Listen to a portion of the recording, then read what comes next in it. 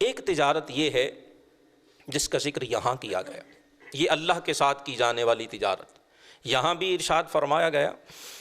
اور سورہ توبہ کی آیہ نمبر 111 میں بھی اللہ تعالیٰ نے اسی مضمون کو بانداز دیگر ایک اور اسلوب اور پیرائے میں ارشاد فرمایا کہ ان اللہ اشتری من المؤمنین انفسہم واموالہم بان لہم الجنہ۔ قربان جائیے اللہ کی رحمتوں، اللہ کے کرم اور اس کی اپنے بندوں پر فضل و رحمت فرمانے کے قربان جائیں۔ فرمایا اللہ نے خرید لیا ہے مومنوں سے ان کے مالوں کو بھی اور ان کی جانوں کو بھی، اللہ نے خرید لیا ہے، اللہ خریدار ہے۔ اور مومن کو سورہ توبہ کی آیہ نمبر 111 میں فرمایا مومن بیچنے والا ہے، اللہ خریدنے والا ہے۔ کیا خریدا ہے؟ فرمایا انفسہم، ان کی جانوں کو خرید لیا ہے۔ اب یہ جانیں ہیں کس کی؟ جان ہمیں دی کس نے ہے؟ اسی رب نے عطا فرمائی۔ ہم اپنی جانوں کے خود مالک بھی نہیں ہیں، یہ جان دی بھی اسی پروردگار نے ہے، اور دینے کے بعد کرم بالائے کرم یہ فرمایا یہ جانیں میں نے تم سے خرید لی ہیں، میں خریدار ہوں۔ مولا ہم نے جانیں بیچ دیں، الہی کس بدلے میں تو نے خریدی ہیں؟ فرمایا بِأَنَّ لَهُمُ الْجَنَّةِ، میں نے جنت کے بدلے مومنوں سے ان کی جانیں خرید لی۔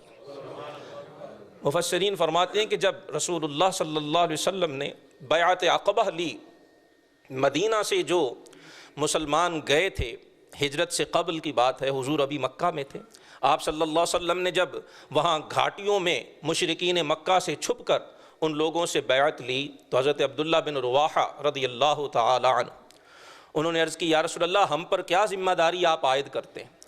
اللہ کے حبیب صلی اللہ علیہ وسلم نے فرمایا کہ تم اللہ کے ساتھ کسی کو شریک مت ٹھہرانا، اللہ کو وحدہ لا شریک جاننا، اور میں جب تمہارے پاس آؤں تو جیسے اپنی جانوں اور اپنے گھر والوں کی حفاظت کرتے ہو اسی طرح سے میری بھی حفاظت کرنا۔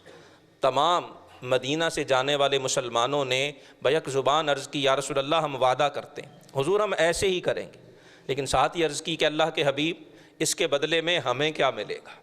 مفسرین فرماتے اس وقت اللہ پاک نے یہ آیہ مبارکہ نازل فرمائی کہ تمہاری جانیں اور مال یہ اللہ نے خرید لیے ہیں بِأَنَّ لَهُمُ الْجَنَّةِ، اور اس کے بدلے اللہ نے تمہیں جنت عطا فرما دی۔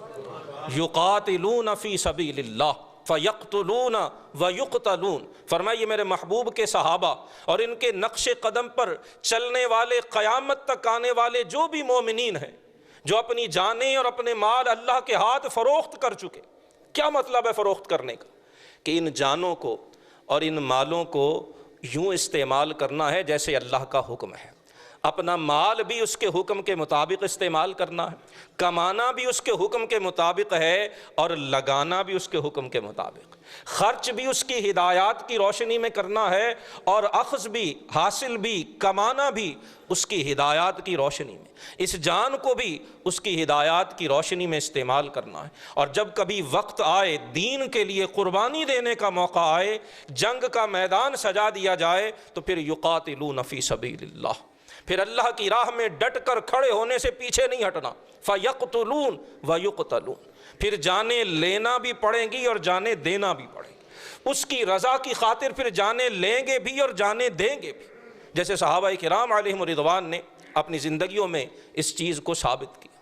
فرمایا جو اس ڈھنگ سے اپنے جان و مال رب کے ہاتھ فروخت کر چکے، فرمایا پھر وعدن علیہ حقا فی التوراۃ والانجیل والقرآن، جو اللہ کے ہاتھ اپنی جان اور اپنا مال فروخت کر دے، اپنی جان بھی رب کے حکم کے مطابق خرچ کرے، مال بھی اس کے حکم کے مطابق خرچ کرے، فرمایا اللہ فرماتا ہے پھر اس کے ساتھ جنت کا وعدہ یہ صرف قرآن نہیں، یہ تورات و انجیل میں بھی کیا گیا ہے۔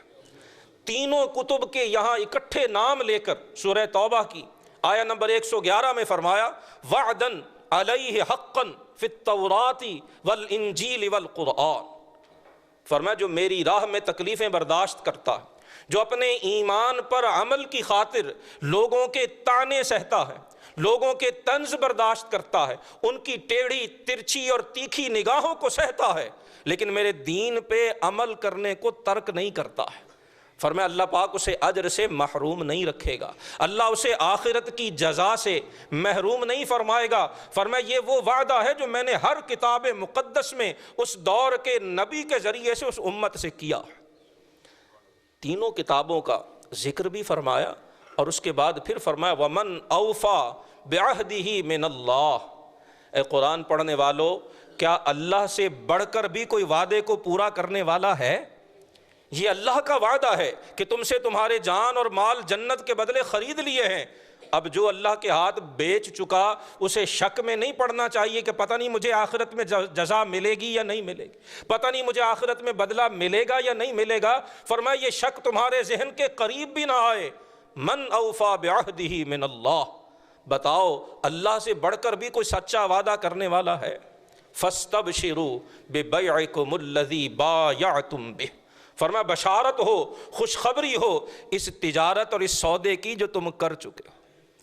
اور یہاں سورہ صف میں بھی اور سورہ توبہ کی آیہ نمبر 111 میں بھی دونوں جگہ ذالک هو الفوز العظیم، فرمایا یہ ہے عظیم کامیابی، یہ ہے سب سے بڑی کامیابی کہ بندہ مومن اپنی زندگی، اپنے مال، اپنی جان کو اپنے رب کے حکم کے مطابق بسر کرے۔